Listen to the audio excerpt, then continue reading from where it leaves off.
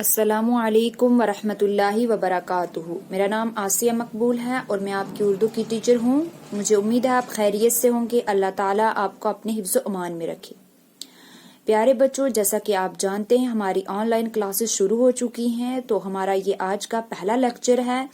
تو ہمارا پہلا جو لیکچر ہے وہ کہاں سے شروع ہو رہا ہے؟ دیکھیں آپ، ہمارے جو ہے عنوان ہیں ان میں سب سے پہلا جو عنوان ہے وہ ہے حمد۔ آپ پیج نمبر 7 نکال لیجئے، یہ ہے پیج نمبر 7۔ آپ پیج نمبر 7 نکالے اور اس کے بعد آپ دیکھیں کہ سب سے پہلا جو عنوان ہے وہ کیا ہے؟ حمد۔ حمد کہتے ہیں جس میں اللہ تعالیٰ کی تعریف اور بڑائی بیان کی گئی ہے، جس میں اللہ تعالیٰ کی تعریف اور بڑائی بیان کی گئی ہو۔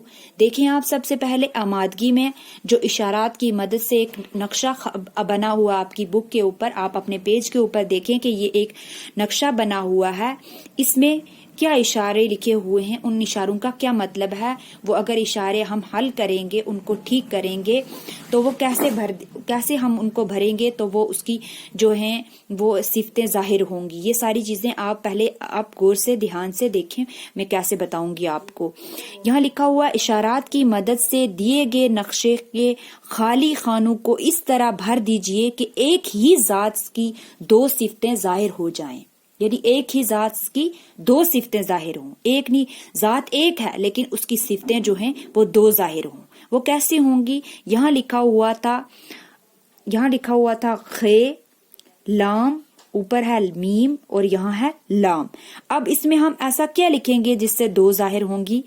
میم کے آگے ہم الف لکھیں گے، اس کے بعد یہاں لام ہے اور اس کے بعد یہ کیا میں نے لکھا یہاں کاف لکھا، تو کیا بن گیا؟ مالک۔ کیا بن گیا؟ مالک۔ اور یہاں ہے خ، یہاں میں نے ڈالا ہے الف، تو آگے ہے لام اور اس کے بعد میں نے یہاں ڈالا قاف۔ کون سا؟ موٹا قاف جو ہے 2 نقطے والا، وہ میں نے ڈال دیا، تو کیا بن گیا؟ خالق۔ پیدا کرنے والا خالق، جس کا سب کچھ ہے وہ کون ہے؟ مالک ہے۔ بن گئی نا دو صفتیں، ہو گئی نا ظاہر، ایک ہی ذات کی دو صفتیں ظاہر ہو گئی۔ سمجھ آگے پیارے بچوں؟ یہ تھے اشارات اور یہ ہم نے حل کر لیے ہیں۔ اب ہم آگے بڑھتے ہیں، آگے کیا ہے؟ آگے دیکھیں، ماسٹر صاحب کلاس میں آئے اور اعلان کیا کہ اسکول اسمبلی میں تمام بچوں کی شرکت لازمی ہے، یعنی تمام بچوں کا ہونا ضروری ہے۔ اب وہ کیوں ضروری ہے یہ چیز ہم آگے چلتے ہیں اور آگے پڑھتے ہیں، تبھی ہمیں پتا چلے گا کہ یہ ماسٹر صاحب نے جو بولا ہے وہ کیوں ضروری ہے۔ محمود ایک بچہ ہے۔ ماسٹر صاحب، ہم سب بچے ہر صبح کیوں پڑھتے ہیں؟ یعنی جو اسمبلی میں ایک پریئر ہوتی ہے وہ کیوں پڑھتے ہیں؟ ماسٹر صاحب، پریئر انگریزی زبان کا لفظ ہے جس کو ہم اپنی زبان میں دعا کہتے ہیں۔ اپنی زبان میں ہم کیا بولتے ہیں؟ اس کو دعا کہتے ہیں، اور اس میں خدا کی تعریف ہوتی ہے۔ ابھی میں نے آپ کو پیچھے بتایا کہ حمد کسے کہتے ہیں؟ جس میں اللہ تعالیٰ کی تعریف اور بڑائی بیان کی گئی ہو، اسے حمد بولتے ہیں۔ تو وہ پریئر جو ہے اسے وہ کون سی کیا ہے؟ دعا ہے ایک، اور اس میں خدا کی تعریف ہوتی ہے۔ اب جیسے محمود ایک بچہ تھا، ایسے ہی ایک بچے کا نام زید ہے۔ دوسرا لڑکا جس کا نام زید ہے، اس کا روز روز پڑھنا کیوں ضروری ہے؟ روز روز پڑھنا کیوں ضروری ہے؟ ماسٹر صاحب، اس سے خدا خیر و برکت عطا کرتا ہے، یعنی زید جو تھا وہ بولتا ہے کہ اس کا روز روز اسمبلی میں اس پریئر کا پڑھنا کیوں ضروری ہے۔ تو ماسٹر صاحب جو ان کے ٹیچر ہیں، جو ان کے استاد ہیں، وہ کیا بولتے ہیں ان بچوں کو کہ اس سے خدا خیر و برکت عطا کرتا ہے اور پڑھنے لکھنے میں دلچسپی اور کامیابی عنایت کرتا ہے۔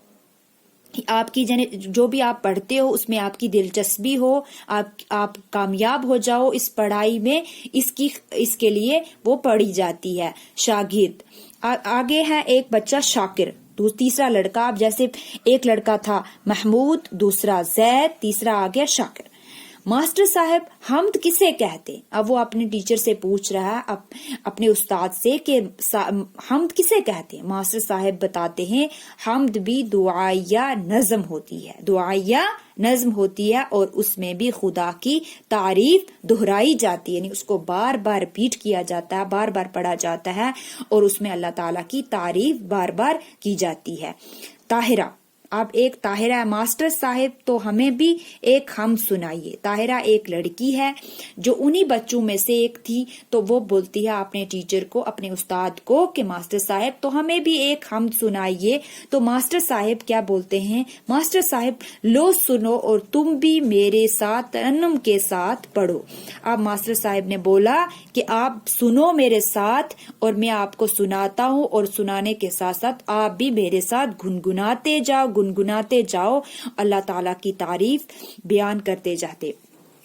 آگے آپ بھی اگر ہو سکے تو میرے ساتھ ریپیٹ کیجئے. آگے ہم اب پڑھنا شروع کرتے ہیں.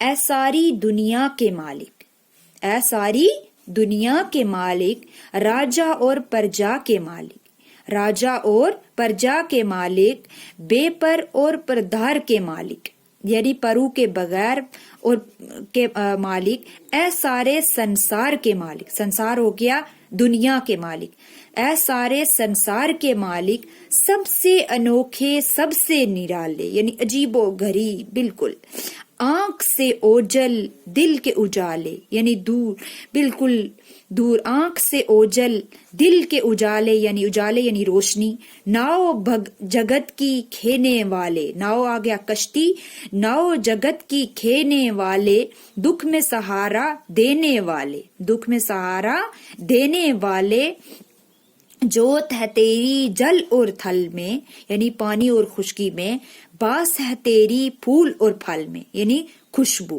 باس ہے تیری، باس ہو گیا خوشبو، باس ہے تیری پھول اور پھل میں. آگے ہے ہر دل میں ہے تیرا بسیرا، ہر دل میں ہے تیرا بسیرا یعنی ٹھکانہ، تو پاس اور گھر دور ہے تیرا یعنی نزدیک، تو نزدیک ہے اور گھر تیرا بہت دور ہے.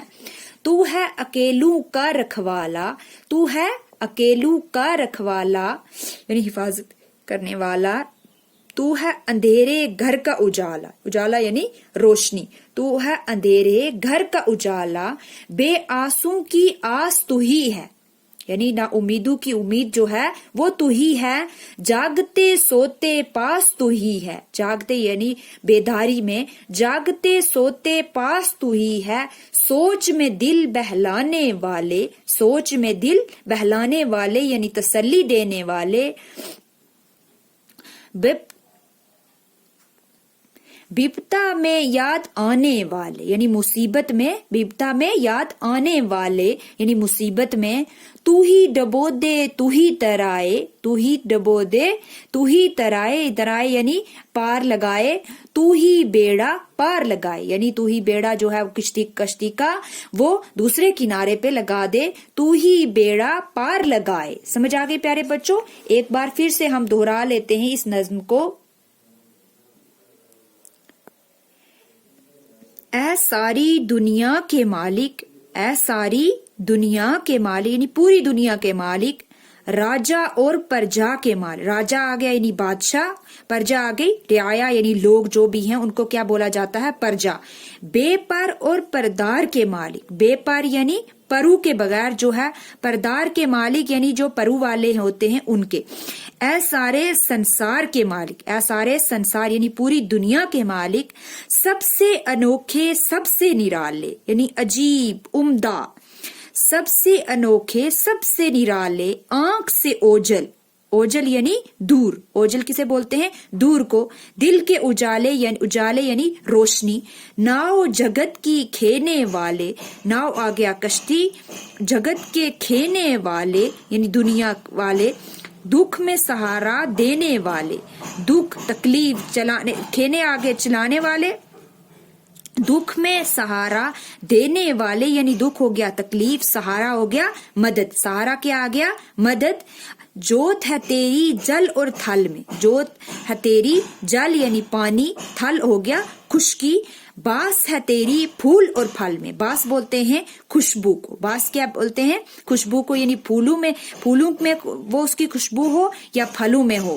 باس ہے تیری پھول اور پھل میں، ہر دل میں ہے تیرا بسیرا یعنی ٹھکانہ، ہر دل میں ہے تیرا بسیرا، تو پاس اور گھر دور ہے تیرا، چاہے وہ تو پاس ہے یعنی نزدیک ہے اور گھر تیرا دور ہے. تو ہے اکیلوں کا رکھوالا، تو ہے اندھیرے گھر کا اجالا.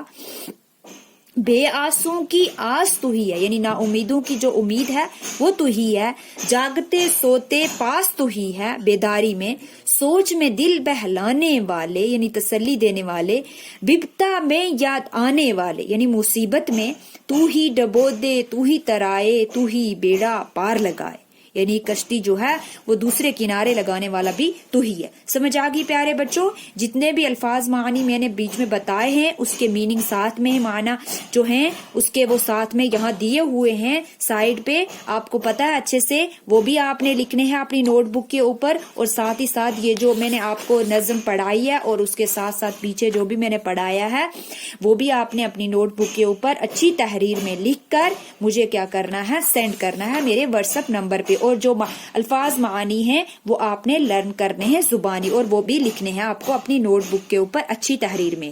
سمجھ آ گئی پیارے بچوں؟ تو آج کے لیے اتنا ہی، اللہ حافظ، فی امان اللہ۔